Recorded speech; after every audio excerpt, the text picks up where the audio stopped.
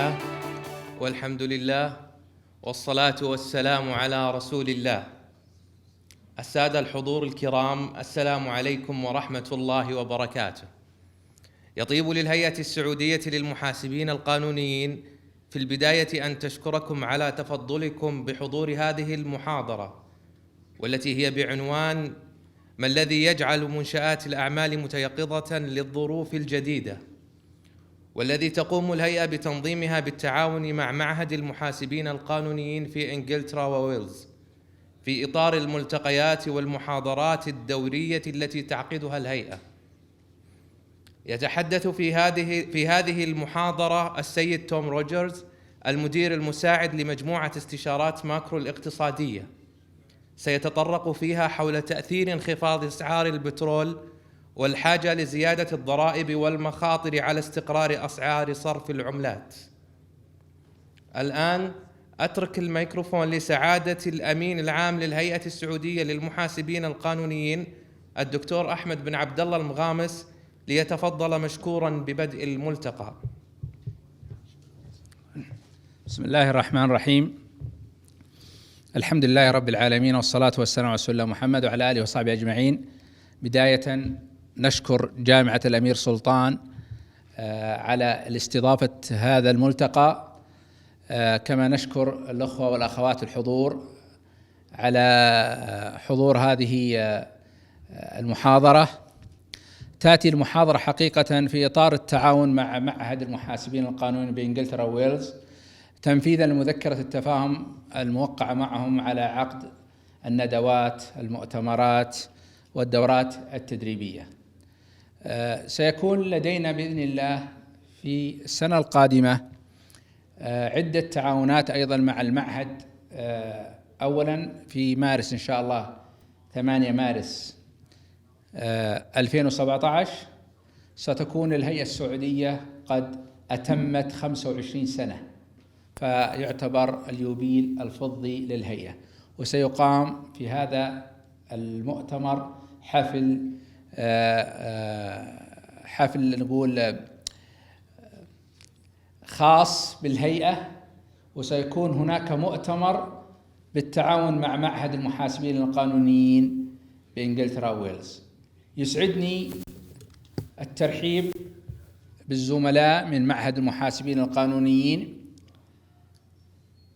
وأيضا يسعدني أن أطلب من السيد مايكل أرمسترونغ to speak a little bit about our cooperations. يتكلم عن التعاون الذي بيننا وبينهم، وكذلك سيقدم المحاضر لكم، فليتفضل مشكورا. بيسكم.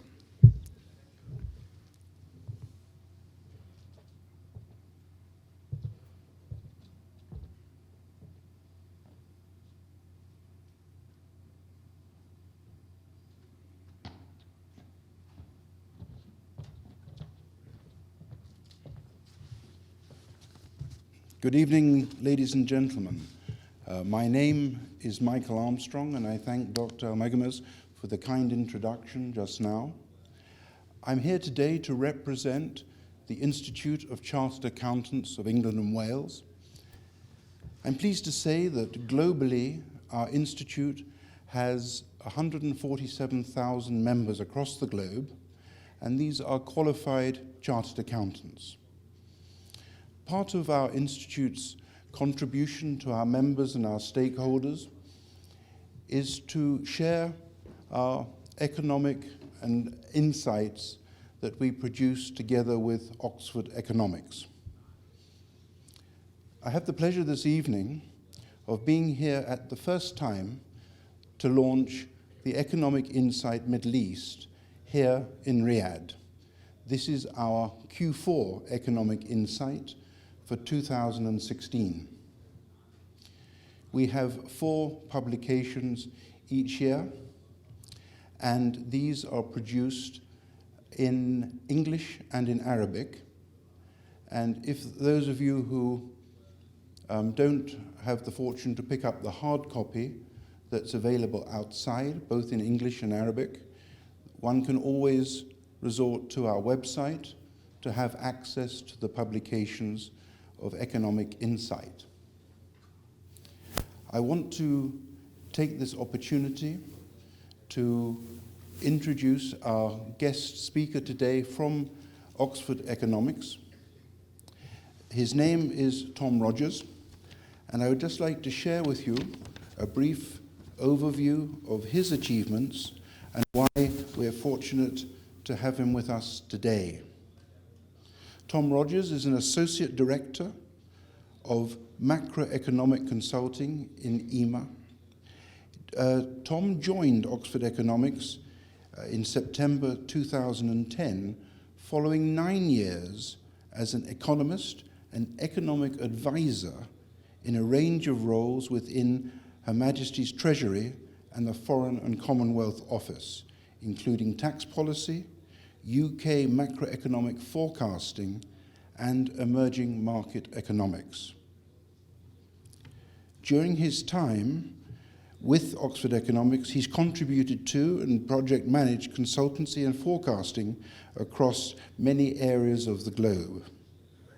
Tom was Senior Economic Advisor to the EY Eurozone Economic Forecast, and in this role, he appeared on an array of media outlets, including BBC TV and radio, Sky News, Bloomberg, CNBC, and many more. Tom is Senior Economic Advisor to our institute, ICAEW, and in this role, he has responsibility for project management of our economic insight reports across the emerging markets.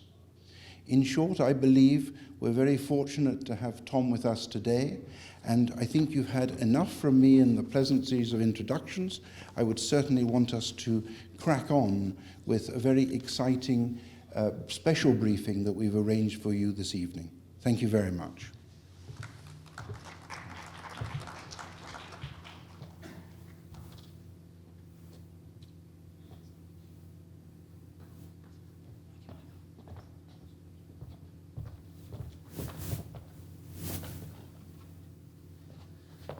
Thank you very much for those kind words, Michael, and thank you also to Dr. Ahmed Al-Maghames and his colleagues at SOCPA for the invitation to come and speak today, and also to our hosts here at Prince Sultan University for the use of their facilities. Great pleasure to be here. As Michael said, we at Oxford Economics have been partnering with the ICAEW for about a year now to help ICAEW develop its voice on economic affairs around the world. We do this across a suite of products in the UK, but also with economic insight reports on a quarterly basis for the Middle East, for Greater China, for Africa, and for Southeast Asia. And the theme that we've chosen to explore for the 2016 Q4 reports is really to look into 2017 and say, what are the business risks that are keeping business people awake at night as we move into the next year? Now, in the context of the Middle East, obviously that kind of discussion has to start with an assessment of what's going on around the world oil markets. Not just latest developments, prospects for supply and demand around the world, what that means for prices, but also the risks that people should be aware of when they're thinking about oil prices in the years ahead. And we're particularly interested in the potential impact of, for example, Donald Trump's policy agenda on world oil prices, and also the potential for a slowdown in China and what that might mean for global oil. So that's interesting, but it's probably also more important to actually bring it home to the GCC economies, to Saudi, and to think about what it means for government policy and how those government policies might impact on businesses themselves. So in particular, how might lower oil prices impact on government spending in the years ahead? What might governments have to do in terms of tax policies to help close those fiscal deficits that are starting to emerge? And how does it all feed into other areas of policy like the labour market, diversification, and also developments in exchange rate policies? So there's a lot of things that businesses need to be aware of as we move into 2017 and a low oil price environment. And we'll talk through some of those issues in the next few slides. And then we'll come back to more recent economic developments and have a little look at what we think the impact of the recent Saudi Arabian bond issue are and what it means for liquidity pressures, not just here in Saudi Arabia, but also potentially across the rest of the region. And then I'll just finish by giving you our latest overview of the economic outlook across the region and some conclusions. So, as I'm sure you're all aware in this room, oil prices have fallen through the $50 a barrel mark about 18 months ago and have been pretty much stuck there ever since. And that's really because in 3 of the last 4 years, the world has produced a lot more oil than it needed. About $1 million barrels per day more in production than it was growing in demand. And 3 key economies have been the sources of that extra oil. Obviously, the sanctions deal in Iran, which saw Iranian oil exports double within the course of the year. Extra oil production in China has also been quite important. But probably the big story, as you're all aware, is shale producers in the US and the emergence of very nimble oil producers in America. Now, the fall off in oil prices over the past 18 months has actually caused some of that supply to come off. And as a result, as we move into 2017, the oil market is probably closer to balance than it has been for at least the last 2 years or so. Supply has fallen by around 500,000 barrels per day, and demand has remained relatively stable. And so that gap between world supply and world demand has narrowed. Does that mean that we think that oil prices are about to start rising again to anywhere near that $100 a barrel that we saw from 2010 to 2013? Well, we think not. And one of the key reasons why that is because world GDP is going to be growing far more slowly in the years ahead than it was over the past 20 years. This chart just sets out the average GDP growth rate from 96 to 2016 and from 2016 to 2020 across some of the world's major economies. As you can see, for most of the world's major economies, the difference is fairly slight. But for the economy that contributed 50% of the world's growth in demand for oil over that last 20 years, there's a big difference. China is growing 3 percentage points slower in the next 5 years than it did in the last 20 years. And that means a much slower rate of growth in the global demand for oil. Now, in addition to that, there's also a lot of extra supply around the world. We talked about some of the countries where oil supply has risen over the past few years. But what you can see in the US is that actually oil supply has responded very nimbly to the fall off in oil prices. Oil production in the US has fallen by around 1 million barrels per day since 2015. And actually, we think that a lot of that production would become viable again if oil prices would start rising to $55, $60, $65 a barrel. So when you put those extra supply and weak demand growth together, what you get is a fairly weak outlook for the world oil price over the coming few years. We think the oil price is going to average around $50 a barrel in 2017 and grow to just about $60 by the end of 2019, and on to around $65 a barrel by the end of this decade. So that's pretty depressing news to start with, to be honest. But when you start to think about the possible risks in the global economy and the risks to global demand, then actually there's a very real risk that oil prices could be substantially lower. We've simulated a couple of scenarios whereby China slows its real estate sector, because there are clear signs of a bubble in China's housing market at the moment. And if China were to slow its real estate sector, that could slow oil prices over the course of our forecast by around $5 a barrel. And if Donald Trump were to impose his full range of protectionist measures against China and Mexico and really slow world trade growth, that would have an even more disastrous impact as far as the oil price was concerned. That would take around $10 a barrel off over the course of the next 5 years. So all of this really leaves governments in the Middle East region facing a tough new reality, a tough fiscal reality that they've lost somewhere between 10 and 20% of their GDP in terms of oil and gas revenues. In Saudi Arabia, the difference between oil and gas revenues for the government in 2013 and in 2015 is 15% of GDP. That's a story that's more or less true in different parts of the GCC. Oman is probably the worst hit, but nevertheless, even those that have seen a lower impact have seen something like 10% of their GDP lost in oil and gas revenues. Now, that matters because it pushes governments into deficits. And even in economies such as across the GCC, where government debt was very low to start with in 2012, 2013, you can't sustain deficits on the order of 5 to 10% a year without debt starting to quickly become unsustainable. And so governments need to very quickly put their fiscal accounts back into balance.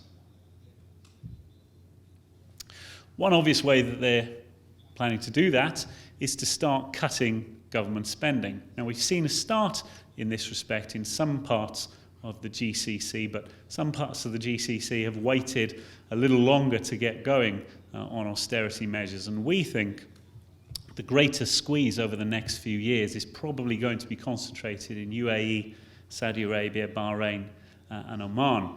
In Kuwait and Qatar, some of those early cuts were made a little earlier in this decade, and as such, there's probably less fiscal squeeze to come in the years ahead. Now, this matters for business, of course, because the government is an important source of demand within these economies. It's a key demander of goods and services. It's also a key driver of the construction trade. When I came here yesterday evening, I just could see the construction work going on all around me, the Riyadh metro, and that's a building boom that's going on across these economies. And so if governments are feeling the squeeze, then that's going to impact directly on construction firms as well. And then finally, the area of business that's probably most exposed to this government spending squeeze is firms that are facing consumers, because one of the key areas that governments are likely to have to cut, not just to achieve this balancing budget, but also to achieve some other policy objectives as well, is to reduce the level of public support for households, and therefore household incomes might suffer. But as economists are fond of saying, you can't cut your way to growth. Governments can't carry on cutting spending without it having a really serious impact on the long-term economic potential of economies. And so part of the balancing of budgets has to come through other measures. Now, one of the key measures is likely to be privatisation. So, for example, in the business press, we read a lot about the potential sale of a small part of Saudi Aramco, for example. But that's probably not a strategy that can work uniformly across the region. And part of the answer really does have to be an increased tax base. Now, the GCC region is pretty unique amongst high-income regions around the world in that it's got a very narrow tax base. This chart sets out the incidence of different types of tax rates across these economies. A black box indicates that there is that kind of tax for both native and expatriate workers or native-owned and foreign-owned businesses.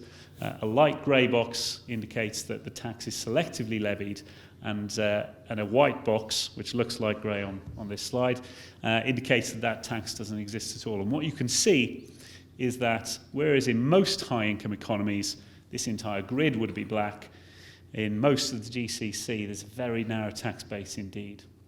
So what options does the government have? What options does the government in this region have to try and increase their tax base? Well, one measure we know that they're already going to be introducing is a value-added tax at 5%, and that's due in 2018. That will raise somewhere, we estimate, on the order of 1.5 to 2% of GDP. So it's an important contribution, but in the context that some countries in the region have deficits of over 10% of GDP, it doesn't go anywhere near enough closing that gap by itself. Other options may be to broaden the coverage of social security systems so that you could cover not just native-born workers in the social security system, but also expatriate workers. That would be an important way to raise revenue. I might also close the wage gap between native workers and migrant workers, and make it easier for the government to achieve its nativisation targets. And then finally, an additional option may be to introduce profit taxes. So the government could tax some firms in sectors, particularly where the degree of regulation and protection means that profits are quite high. So all of these are measures that the government could impose or could implement to try and help narrow that fiscal gap. But none of them constitute a free lunch. All of them would have some impact on businesses. For example, the VAT rate would increase households' living costs and therefore might actually increase the wages that they demand to come to work and hurt competitiveness of economies and firms.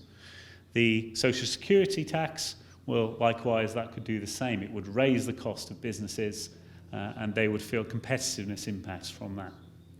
And then finally, profits tax, that would also create a burden because firms rely on their retained earnings to fund investment.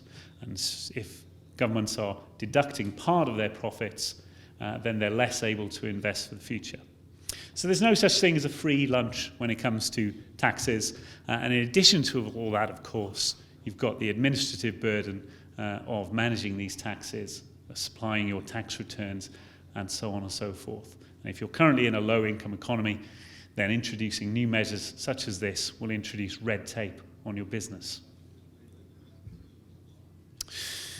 Another key priority that governments are very keen across the region is to increase the degree to which native-born workers are employed, particularly in the private sector. And a key barrier to that, of course, is the gap in wages that are typically demanded by expatriate workers versus native workers. Now, one measure that could be used to help solve that, of course, is reforms to welfare systems, lowering what economists call the reservation wage, the wage at which people demand before they will go into work. But an additional part of that really does need to be an increased focus on education. So this chart shows the World Economic Forum Global Competitiveness Report scores for the quality of education as reported by businesses across the world. What you can see on the horizontal axis is the 2016 score, and on the vertical axis is the 2010 score. Now, two things are apparent from this. One is that there's a big difference across GCC economies and the Middle East more generally in the quality of education that firms are telling the World Economic Forum they're receiving for their workers. Qatar, UAE, Bahrain coming out the best as far as GCC economies are concerned. But probably the more interesting thing is that there doesn't seem to be a great deal of improvement in education as reported by businesses over the past 6 years. So firms aren't scoring particularly higher in 2016 than they were in 2010. If they were, then they'd be moving further down towards the horizontal axis. So firms are worried about the impact of cheaper oil on demand, their demand prospects. They're also worried about the possible impacts that it might have on the tax burden they have to pay, and also, in the longer run, the impact that might have on job creation and the fact that they need to provide the jobs for native-born workers. But they'll also be worried about the potential for exchange rate risk as we move into 2017. Most economies in the region have long been used to running very substantial trade surpluses. But in 2016, three economies within the GCC, Oman, Saudi Arabia and Bahrain, were all running trade deficits of around 5% of GDP. And this raises the question about whether or not, in the interests of long-term diversification, the current level of currency pegs is necessarily sustainable for long-term economic growth. That's one way to think about exchange rate risk as we move into 2017.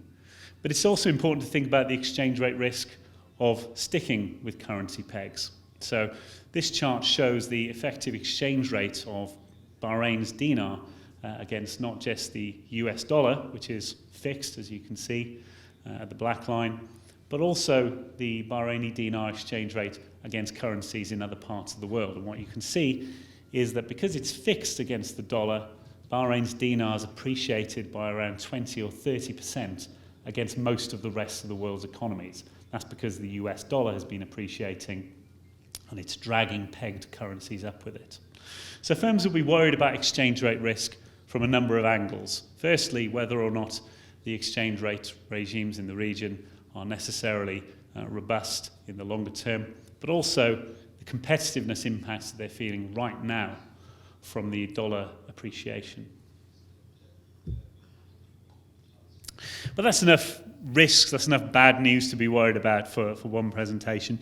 There are more encouraging signs within the region's economies as we move into 2017, and foremost among those, we think, is the debut international bond issue by Saudi Arabia last month. This was encouraging for three reasons. Firstly, because it was Saudi's first international bond issue, so it's an important step into global bond markets. The second is because it was the largest bond issue by an emerging market in history, around $17.5 billion, but also because of the very affordable interest rate that the government was able to raise funds at, 3.25%, just 1.5 percentage points higher than the equivalent US Treasury bond. That's the benchmark bond for governments worldwide, and so it's a real vote of confidence from international markets, not just in the Saudi economy and the Saudi financial strategy, but also in the region more generally. What will that do for the real economy? Well, we think it will do a number of important things. Firstly, it will set a benchmark interest rate for other bond issues for the private sector to raise debt and so on. But it will also have an important impact in the banking sector as well, because when the Saudi government actually spends this money, it pays accounts with its suppliers, it deposits the money in the banking sector, it can really help reverse the drawdown of deposits that we've seen, not just in the Saudi banking sector over the past few months and quarters, but across the rest of the region as well. Lower oil revenues essentially have resulted in lower government deposits, and lower government deposits means less for banks to lend on. So the bond issue can form an important part of supplying extra finance for businesses to borrow. That's a liquidity squeeze that's been felt really quite widely across the region. This chart shows the retail deposit rate across GCC economies, and what you can see is that the cost of borrowing has gone up quite sharply over the past year or two. Now, this is one of the areas in which the bond issue can help, because an additional supply of funding into the Saudi banking sector can help bring that borrowing cost down and help more affordable financing for firms and eventual diversification. But that isn't a strategy that every government within the region can follow, to be honest. Saudi Arabia, Kuwait, who we're anticipating will launch a couple of bond issues next year, are able to do that because their debt remains relatively low. But that isn't the case for countries such as Oman and Bahrain. Bahrain recently downgraded to junk status. And fundamentally, raising debt owing to creditors is no substitute for having a better economic environment in which private enterprise can thrive. And comparisons of the GCC economies with particularly emerging European economies are pretty unflattering in this respect. Only the UAE has a business environment that is ranked amongst the world's top 30, and typically GCC business environments are ranked outside the top 50. So there's a lot of work for governments to be doing to try and improve business environments and spur the kind of private sector growth that's going to be crucial looking forward. What that means is, for the economic outlook, is that we expect slightly slower growth in the years ahead. The GCC economies, we think, will grow by about 2.6% in 2017, and that's 1 percentage point slower than the average over the past 10 years. And within the GCC, there's quite substantial variation as well. So on the left-hand side here, we've got the GCC economies, and essentially what you see is that the economies that started their austerity programs earliest, Kuwait and Qatar in particular, have probably got the strongest growth prospects across GCC economies in 2017 and beyond. So just to conclude, to wrap up, what do we think is keeping businesses awake? Well, obviously the outlook for oil prices has always been key for this region and will continue to be so for quite some time yet. And not only the outlook for oil prices, but what it means for government policies, government spending, what that means for impact on businesses' demand, what it means for the tax measures that governments will have to implement in order to balance their budgets, and also the administration costs that those will impose on businesses.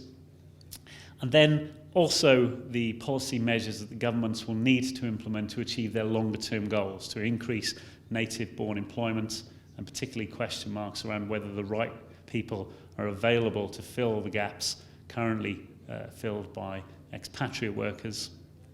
And then also question marks around what the right level of exchange rate is to balance the cost of living against competitiveness and diversification.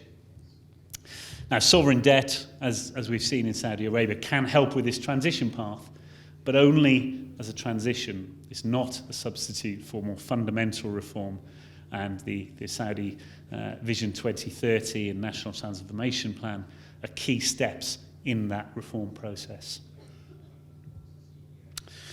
What can business do in order to help that transition? Well, two things essentially. First is to make sure that businesses have the appropriate technical specialist advice when it comes to tax planning. The new tax measures that may need to be introduced over the coming few years will require businesses to take up a bit of red tape, and it's important that businesses have the right support in dealing with that. But probably more important is that businesses are vocal about the kind of measures that they would need to adapt to this changing environment. So working with governments such that tax measures are implemented with a minimal administrative burden, and also tax measures can be implemented that don't inhibit and distort their investment plans for the future, but also to make the case for government for other measures to assist the transition to a post-oil economy. So things like welfare reforms to narrow wage gaps, increase labour market flexibility, wage bargaining power, and also things like investment allowances. So if firms are investing, then this is taken out of their corporation tax before they have to pay it. That's all I have to say. Hopefully that was insightful, but I'll be happy to take any questions.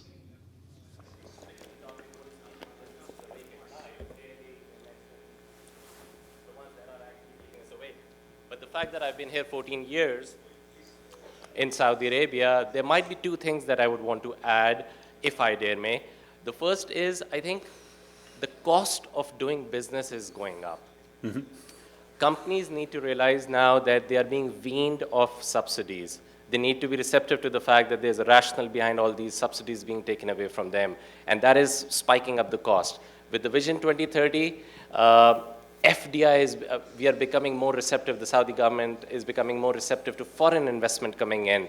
That means some of these businesses that were just set up in silos, cocooned away from competition, they need to really wake up and realize that there is competition out there on pricing and whatnot. You in the passing mentioned also the thing about skill set, the right amount of skill set being available. So yeah, that's one thing that I believe that private businesses is definitely, that's something that's keeping the private businesses awake at night. Mm-hmm. The thing that I didn't really find in the presentation, and I do understand why it wasn't there, because it's not really an economic thing, it's more of this disruption, this technological disruption that's happening to the traditional businesses. I am ordering a pizza now on a digital app, and I'm doing that. Mm-hmm. So all the pizza producers out here in Saudi, if they are not on, if they don't have their own app, and that's probably a very weak example, but nonetheless, it does convey the point that I'm trying to make, is that with the disruption happening private businesses who will not be receptive to new ways of doing business, they are the ones who will have sleepless nights. So it wasn't a question, it was more of an observation. No, but a very, very true observation. But I mean, at the same time, technological disruption gives businesses an opportunity to catch up quicker, right? So regions that are, not geographically situated right next to the major consuming regions like Europe or the US or China or Japan, they have an advantage, or the disadvantage that they're put at is reduced by technological disruption. And the key is, as you say, for governments to make it easy for businesses to make full use of that technology, because otherwise economies would be left behind by countries that are adopting that technology more quickly. Absolutely right. Yeah. Yes. Thank you very much for coming to PSU.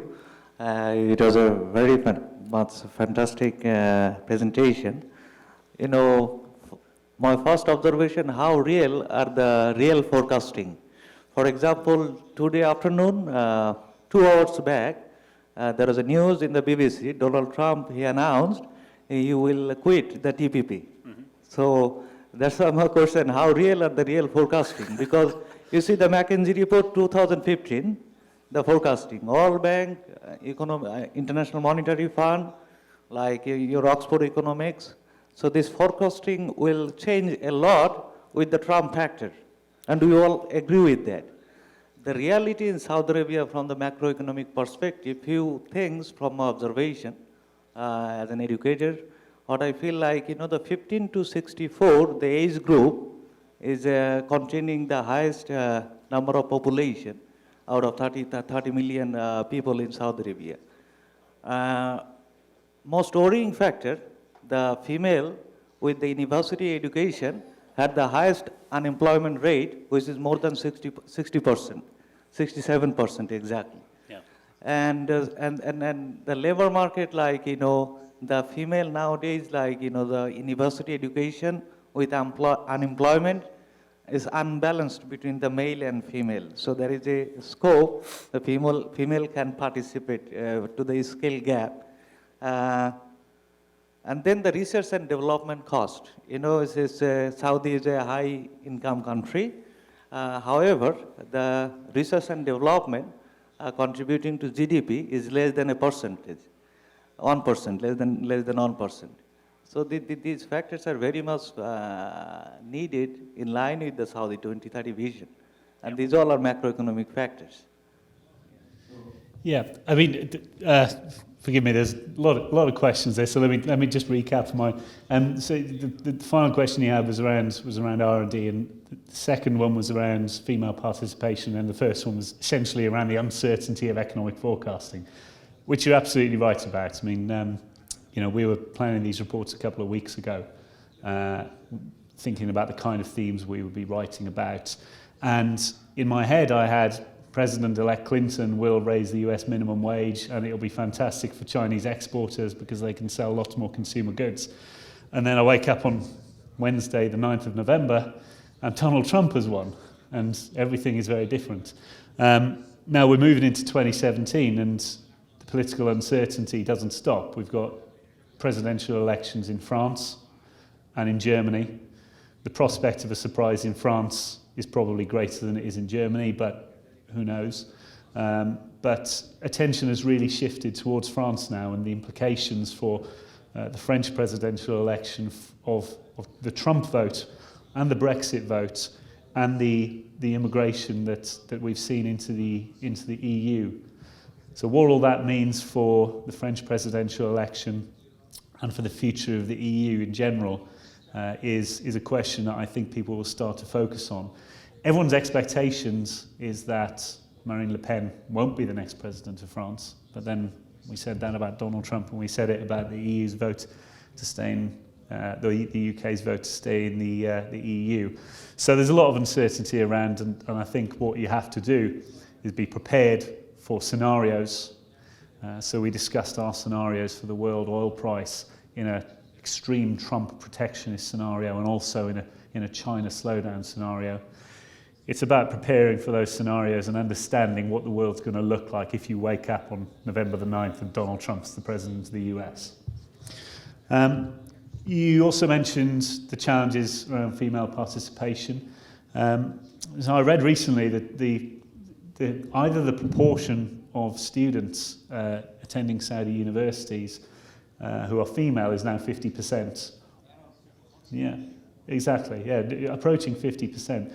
And yet the employment rate of female graduates hasn't shifted by anything like as much. And really the question there is around, well, a shift of culture and attitudes, and the question about whether or not a society really wants women to have the same opportunities for employment as men.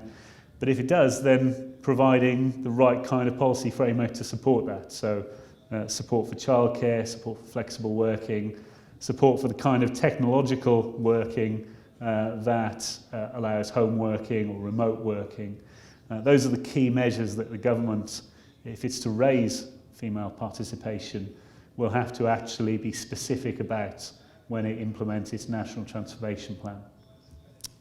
And then you also had a question about R&D and I believe it was something around how to raise R&D and to make it more powerful. The thing that we find when we look at R&D patterns is that it tends to be most powerful and it tends to be most impactful on growth when it's carried out by commercial institutions for commercial reasons. If you look at the degree to which, if you look across countries and you look at the degree to which governments are spending on R&D and firms are spending on R&D, it tends to be where firms are doing the spending that patents are registered and technological innovation is happening. And so the key for the government in Saudi Arabia has to be to provide the right environment for firms to innovate, but not necessarily be the ones doing the innovation itself.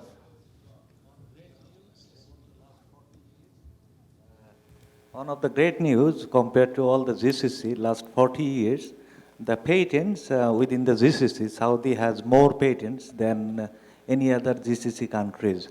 Like, for example, Saudi Arabia has 1,512 patents over the 40 years, compared to, like, United Arab Emirates is 200 or so. And so it's a great achievement within the GCC for Saudi Arabia from the commercial sector for the patents. Good evening. After all the information that has been said, I think it's the worst time to start a business right now. Isn't it so? It's the worst time to start an oil business, I suspect. No, I think it's a good time. I mean, our former Prime Minister, Margaret Thatcher, used to say, never let a good crisis go to waste. And I think that's what is facing countries around the world, to be honest, in one respect or another. I mean, the Eurozone has had to undertake some incredibly painful reforms as a result of its debt crisis. The US had to do a lot of work cleaning up its banking sector after the housing bubble burst in 2007, 2008. And the GCC, Middle Eastern economies, oil-producing economies in general, are having to deal with the fact that oil prices are going to be very low, much lower than they're used to for the foreseeable future. And it's a question of how you adjust to that. Now, in that respect, private enterprise, startups, SMEs are a critical part of the transition to a new economic future for Saudi Arabia in particular. And these are some of the key goals within the Vision 2030 and within the National Transformation Plan. So it's a good time to be starting a business because government should be on your side. Everyone should be pushing in the same direction. It might be tough. Business conditions are going to be slower. Demand might be lower.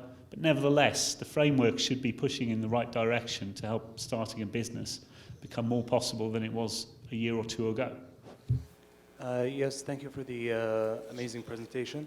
Now, there's some news that I read on Twitter that said 97% of the jobs that were generated throughout the year have been given to non-Saudi workers.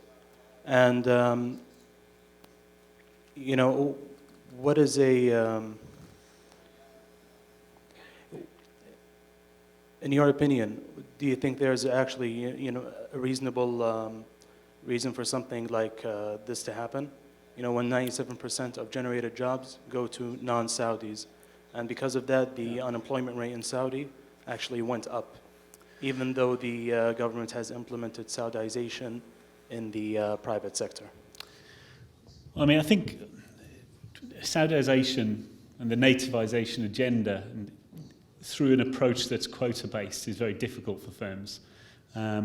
It requires too often firms to put square pegs in round holes. What should be the focus really is getting workers' skills right, and there has been an increase in investment in education, but the question is whether or not it's producing the end results that firms need. And there's also a question about the balance between workers' wage expectations, particularly the difference between the wage expectations of expatriate workers and native workers who are eligible for relatively generous unemployment support. So the question is, to what extent is there an appetite to narrow that gap by basically incentivizing Saudi workers to take the kind of jobs that are typically taken by expatriate workers from overseas? I mean, this is a similar debate to what is going on in the UK and in the EU more broadly, the impact of migration from Eastern Europe into the UK in particular. But it's obviously more accentuated in the Middle East because the stock of inward migrant workers is so much higher. So as I say, it's not surprising to me, to be honest, but it's nevertheless a key challenge that governments in this region need to face going forward. And as I say, they have to do that by increasing workers' skills, making them better suited for the kind of jobs that firms want them to do, but also being honest with them about the kind of wages that they can expect in the future in private sector employment, particularly if they haven't invested in their skills. So I mean, the question was about the importance of renewable energy, and also making the point that, you know, perhaps if Saudi Aramco is national. Can you just repeat the question so that okay. Yes, sorry. So the question was about whether or not the advent of renewable energy means that oil prices are actually likely to be much lower in the years ahead than we're forecasting. And also an observation that perhaps if Saudi Aramco was part privatised 2 or 3 years ago, then they could have raised $500 million rather than the likely $100 billion. But of course, the government didn't need $500 million a couple of years ago because oil was still $100 a barrel. So you're damned if you do and you're damned if you don't sometimes. The wider question about renewable energy is, it's absolutely right. I mean, most GCC economies are amongst the most carbon intensive in the world, despite the fact that the sun shines every day and solar energy would be free. And so one valuable way to help diversify and to help governments get their budgets back on track would be to try and accelerate that shift away from fossil fuels towards a low carbon environment. But the reality is that still is going to take a long time. You know, even if you assume that everyone went out tomorrow and everyone who was buying a new car bought a hybrid car, it would still take a long time for the entire car stock of the world to be replaced with an electric car. And the fact is that isn't happening yet. So I think for the foreseeable future, fossil fuels are going to be a key part of not just the transportation energy mix, but probably the wider energy mix as well. And if Donald Trump has his way in the US, then coal will make quite a comeback in the next few years as well. So not necessarily good news from an environmental perspective, or indeed from the cost-price perspective of fossil fuel producers. That's a pleasure. If you just let me ask one question, it's maybe a general question here. If I have money, should I go for stock market, or should I keep it as dollars or reals, or I should buy gold, or what should I do? Well, I mean, our view is that interest rates are going to stay very low for a long time. In the US, we think that there's going to be one interest rate rise in December and one in 2017. But the reality is that interest rates are going to remain low for a very long time. That tends to be positive for world stock markets. And with the world economy starting to recover, corporate profitability around the world should start to recover as well. So particularly, for example, in the US, where the labour market is very tight now, wages are starting to rise, corporate profitability should start to improve, and that should be positive for stock market prices. But that isn't the case. That isn't the case in every part of the world. So it really depends where you're investing.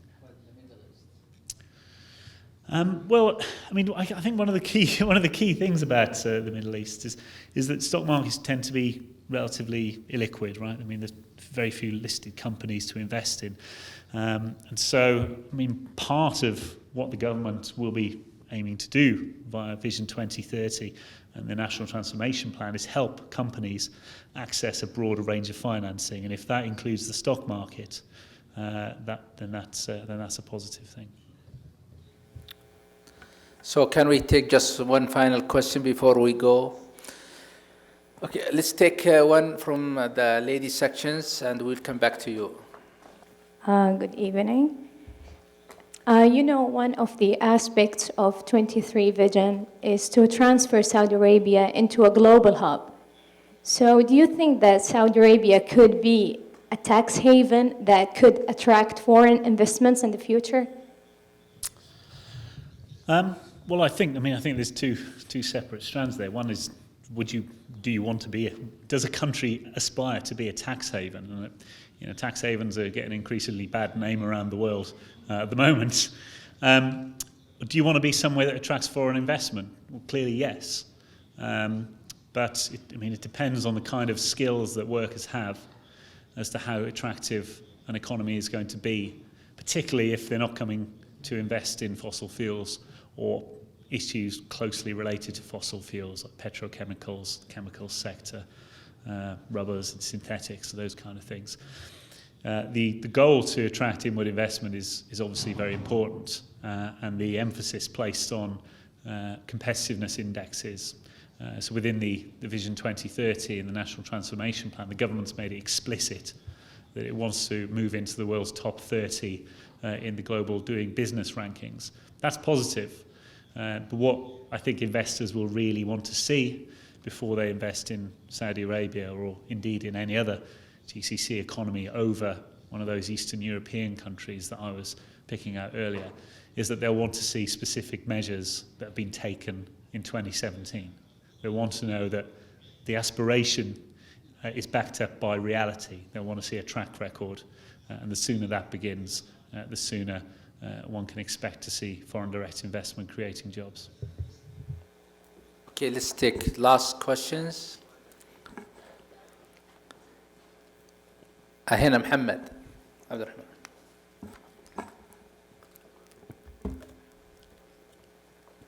Yeah, just a quick question about education. You mentioned that it's kind of lagging in Saudi Arabia. I was wondering if you had any opinions about what the problems are, how to fix them. And to stay on topic, perhaps you could veer away from the social aspects and focus on an economic aspect. What's the UAE doing right that we're doing wrong? What can we improve? I beg your pardon, I didn't quite catch the last line of that. So what's the UAE doing right that we're doing wrong when you mentioned that their education is better? And you can focus on an economic aspect. It doesn't have to be a social answer. Well, the simple answer is I'd struggle to tell you exactly what the difference between what's going on in Saudi's education system and the UAE's is. I suspect it's probably a greater focus on results in the UAE. There does seem to be a greater willingness to adopt the modern methods, adopt technology within the UAE, and I suspect that's also the case within the education system as well. And perhaps that's one area that education reform in Saudi Arabia might particularly need to focus on. Well, economic policy, essentially it's about financing education. But that doesn't seem to have been a problem for a long time, and so it's really about ensuring that teachers and people who run schools are incentivized in the right way. This is a debate we've had in the UK for a long time. Do you judge teachers by the results that they achieve, or do you accept that whatever results that they've achieved are the ones that were possible? And so, from an economist's perspective, if you were to try and achieve a greater degree of teacher incentivization, then that's perhaps one way in which you can help achieve the results that businesses want. But also perhaps there's a greater degree for business to be involved in setting the agenda for education, helping people get real-world experience, helping them experience job roles perhaps that they might not be familiar with or they might not consider as career options when they're in their educational years. I guess it's about really making sure that education works for business rather than education working for education's sake, essentially. وفي الختام تتقدم الهيئة السعودية للمحاسبين القانونيين للحضور الكريم بالشكر والتقدير على تفضلهم بالمشاركة. كما تتقدم الهيئة بالشكر والتقدير للسيد توم روجرز المدير المساعد لمجموعة استشارات ماكرو الاقتصادية لتقديمه المحاضرة، وتتقدم أيضا بالشكر والعرفان لجامعة الامير سلطان لاستضافتها لنا في هذا اليوم، والشكر موصول أيضا لشركة أرنست يونغ لرعايتها لهذا اللقاء. ويسر الهيئة أن تقدم عددا من الدروع التذكارية يقدمها سعادة أمين عام الهيئة الدكتور أحمد بن عبد الله المغامس، السيد توم روجرز المدير المساعد لمجموعة استشارات ماكرو الاقتصادية،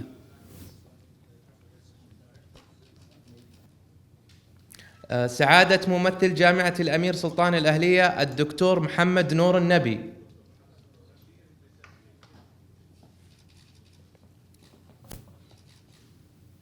سعادة ممثل شركة أرنست يونغ في المملكة العربية السعودية الأستاذ فهد الطعيمي،